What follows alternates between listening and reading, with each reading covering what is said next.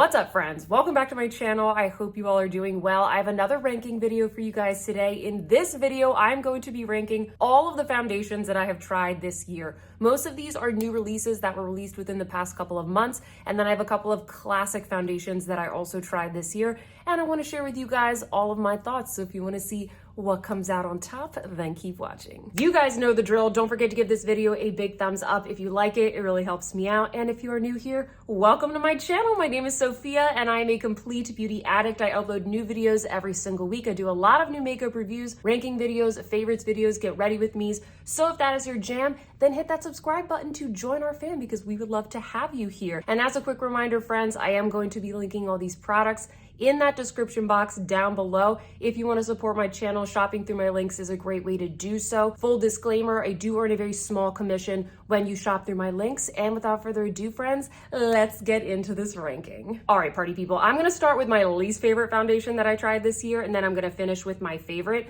Just because it's my favorite or least favorite, however, doesn't mean that it's going to be yours. We might have different preferences. Sometimes I don't like something and you guys tell me, what? That's like my holy grail foundation. So to be helpful as we go along, I will call out what I like, what I don't like about each product, what might be beneficial to you if you have a different skin type to me. So it'll sort of be like a little mini review. So hopefully that is helpful. However, there are some foundations that I just do not like. For example, the one that is in last place is this one from Saie Beauty. This is called the Saie Glowy Super Skin Lightweight Luminous Foundation. This is supposed to be obviously very, very glowy on the face, but for me, it is way too glowy. I prefer something that is glowy, yes, in terms of texture, but maybe more so in terms of finish, something that's radiant and blurring. This is straight up greasy on my face. In fact, I took the bottle out. I haven't used it since I finished the review that I did for you guys. Most of the foundations that I'm showing in this video, I have dedicated reviews or like a get ready with me. So I'll put those in the description box if you really want to hear all of the details about each one. But I haven't picked this up in quite some months now, and you can kind of see how it's separated. Obviously, if I shake it up, it'll become blended again, but I just want to show you guys just how much oils are in this formula. I hate the application process. I feel like it's just so streaky. I keep blending and blending and blending and trying to get it to sit nicely on my face. It takes forever to get it just exactly where I want it. And then once I do have it on my face, I feel like it's really annoying to layer other products on top, especially if I'm going in with powder products. It doesn't set down. And I'll show you guys some images and clips here. You can kind of see just how like, not super nicely glowy my face is. I feel like I look sweaty. I really just don't love this foundation. I know some people might like this. Maybe if you really, really like that shiny look, this might be good for you. I recommend going in with just a little bit, because if you put on too much, it's really hard to go back from that because there's just so much oil on your face. I could see a lot of people maybe taking this, putting it on their fingers, and then really kind of like working it into the skin to get a nice sheer layer. But for me, this is just a huge no. Like by far, this is the one that I hated the most. And there's really just like not that many things that I can say about it. I wish I had returned this. This next one might be a little bit controversial. It is the Hourglass Veil Hydrating Skin Tint. A lot of people like this. A lot of people like this. A lot of my subscribers told me that they are absolutely loving this. So I just want to put that out there. I don't think it's necessarily a bad product. I think it's probably just not for me. It's not my favorite skin tint. I'm gonna tell you which one is my favorite a little bit later on in this video, so make sure you keep on watching. But the thing that I don't like about this is it's just got like a very gooey texture that never sets down. And I'm okay with things being glowy. I like a little bit of a dew. I love the Chantecaille Future Skin Foundation, for example. That's probably my favorite sort of dewy look type of foundation. This just has a really weird gooey texture that I don't enjoy. I don't like the application process. And I think it just looks a little bit too shiny for my preferences. I like to look hydrated and have nice, moisturized, plumped skin, but I don't like to be too shiny. I like this a lot better when I powder it. I notice that throughout the day, especially if I don't powder it, it really doesn't have that much longevity on my skin. I've done side-by-side comparisons a couple of times now, and whenever I put powder on top, I definitely notice that it lasts a bit longer. But for something that's like a skin tint that's supposed to be kind of easy and effortless, I really don't want to have to powder it. I prefer something that I can just kind of put on with my fingers, very easy, and I just don't really have to worry about it throughout the day. It's also a little bit hard to layer products on top of it because it has that dewy texture. So for me, this just really didn't work out, but a lot of you guys, you like this because it's very hydrating. You love that dewy look that it gives you. Maybe you are a little bit more minimalist. Maybe you use a lot of cream products. I do think cream products probably work best on top of this in terms of kind of blending them in, getting a really nice even blend. Not a bad product. There are definitely pros and cons, but for me, it is a skip. This next one is a bit of a Marmite product. It is the Jones Road What the Foundation. And as you can see, I got a sample from the boutique. I tried it out several times and I just didn't really feel like it was worth it for me to pick up the full product. I didn't like it enough to essentially invest in it. And I think the biggest reason is because I don't really see this type of product fitting into my regular makeup routine. I usually go in with like a medium coverage foundation or maybe a skin tint and something that like sets down a little bit more. This is very much for that no makeup type of look, if that makes sense. If you are a clean beauty lover and you like the types of ingredients that come in this, then I think it's worth checking out. But for me, I just don't see myself really using this up before it would probably expire. This has a very kind of creamy, balmy texture. It does smell like rosemary. Some people don't really like the herbal smell. It's a very unique product. You kind of massage it into your skin like you would a skincare product, and it has a really nice light coverage. I actually like the way that it looks on my skin, and that's one of the reasons why I ranked this higher than the other two, because I don't feel like I look greasy. I feel like I just look like I'm naturally beautiful and I just applied some skincare. But that being said, it doesn't give that much coverage and it doesn't really set down throughout the day. If my hair is down, my hair will kind of stick to my face a little bit. So this is the kind of thing that I would pop on if I'm having just a really nice, fresh, natural day. Got my hair back in like a little bun. I don't want to apply too much. It goes really well with the rest of the Jones Road cream products if you like the Miracle Balm. But like I said, I just didn't like it enough to invest in the full jar. But I don't think it's a bad product. I actually didn't really hate it. I thought I was going to hate it, but I kind of like it. I just don't really see myself using this on a daily basis. Some of you are gonna sit up in your seats when you hear this next one because a lot of people love this foundation, but for me, I did rank it in at least the bottom half in this video. But hear me out, guys, hear me out. It is the Chanel Sublimage Le Tint foundation. This is very expensive, and so I am a little bit more critical if the foundation has a higher price tag. I'm looking for it to be absolutely perfect for me. And this one just, it doesn't quite hit that bar. I'll tell you what I like and what I don't like about it. What I like about it is that it's very rich and nourishing. It's extremely moisturizing. I really do feel like I'm applying something that has like some skincare properties to my face, or at least as much skincare as I can get from a foundation. I really like the little brush that it comes with as well. It makes it really easy to apply. You guys will see in the demos, this is actually the foundation that I am wearing today. And I think that it's pretty easy to apply. It doesn't get too streaky. It's just a really nice texture. It feels luxurious. The packaging is very weighty and expensive. Not everybody likes the jar format. It can get a little bit messy, but it really doesn't bother me. I don't travel with this, guys. If I would just depot it into like a little small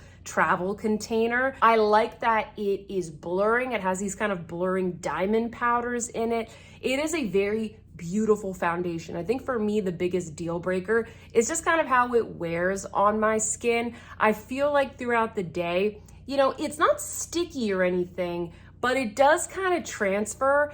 And I do feel very shiny later in the day. I'll show you guys some clips of me in natural light and also in like not so flattering office light. And I just feel like it makes me look kind of tired and disheveled by the end of the day. Like, I think it looks so good on camera right now, but I don't know, you can see it's a rich foundation. It's very, very moisturizing. And so for me, I am ranking it lower in this video because there's just others that I reach for more often that work better for me and my preferences. But if you have mature skin, if you like things that have a lot of skincare, if you enjoy the Chanel Sublimage line, if you want something super nourishing, if you don't mind fragrance as well, because all the Chanel foundations are fragrance, then you might really, really enjoy this one. But for me, it's just not worth the price tag. Next up, I have a very similar foundation, and it is the Clé de Peau Cushion Foundation in the Dewy formulation. This is very nice. This is a nice foundation, but kind of like the Chanel Sublimage,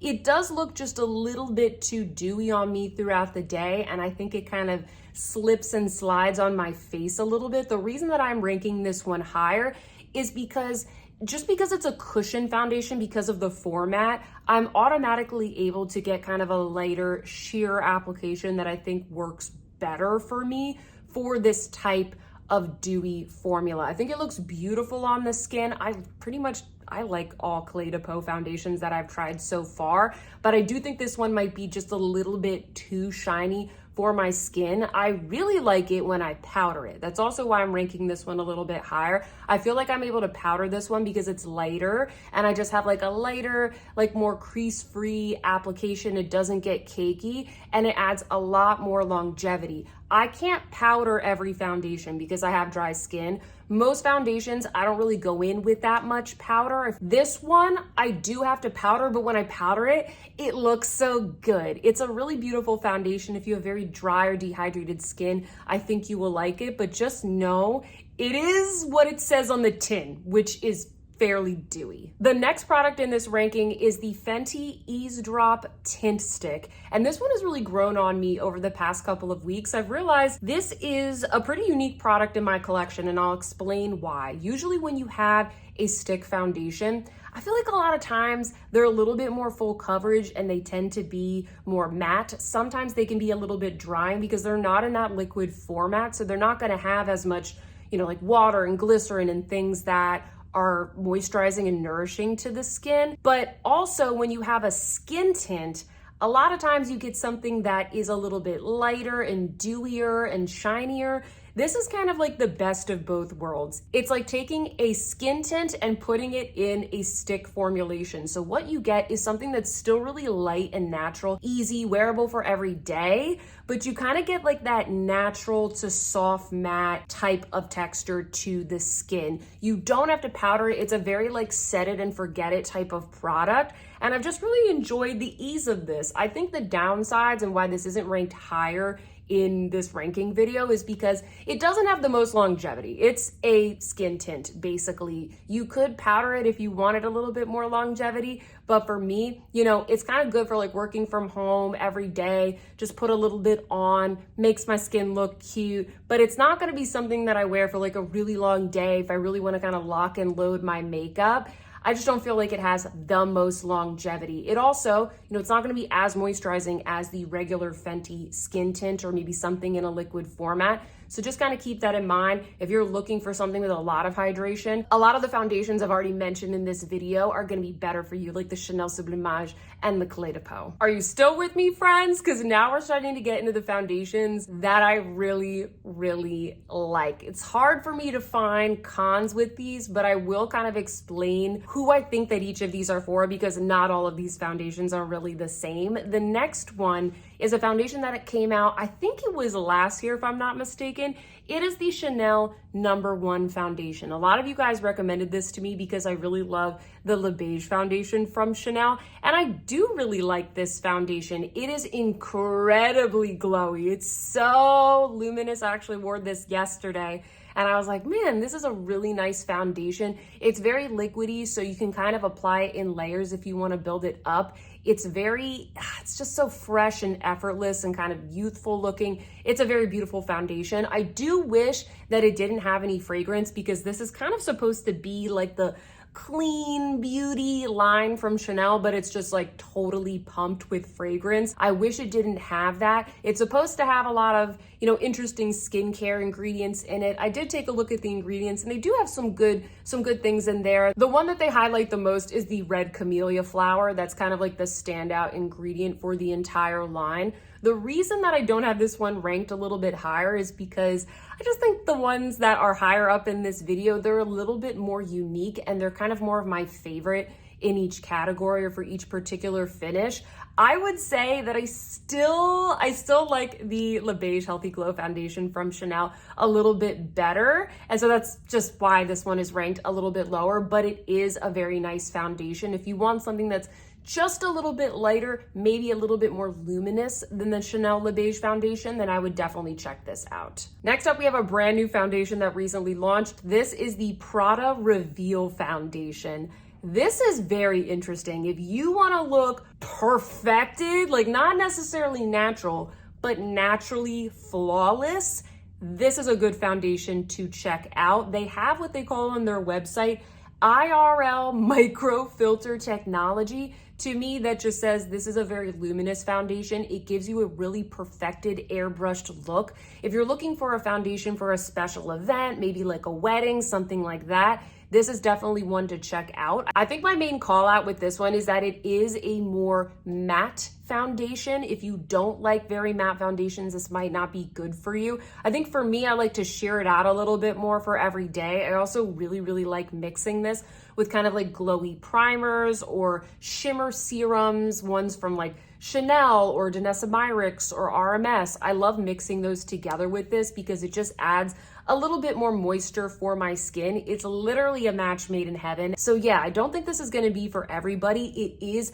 fairly full coverage and more matte, but if you want something that lasts all day, that's lock and load, that literally makes you look like Barbie, then you might want to check this one out. Top two foundations now, guys, that I've tried so far this year. Maybe I'll try out some more that are even better than these, but these are the two that I placed at the top that I've been reaching for a lot. And the one that is in the number 2 place is actually a recent addition, the most recent addition to my foundation collection. It is the Glossier Stretch Foundation. I really like this. I just did a full review of this foundation here on my channel if you guys want to check it out. I was surprised by this because a lot of times, well, pretty much all the time when I think of Glossier, I think very light coverage makeup. I think more dewy, more sheer. They have a lot of cream products, and that's not really what this is. So I was kind of surprised. This is a really beautiful, blurring, soft, matte,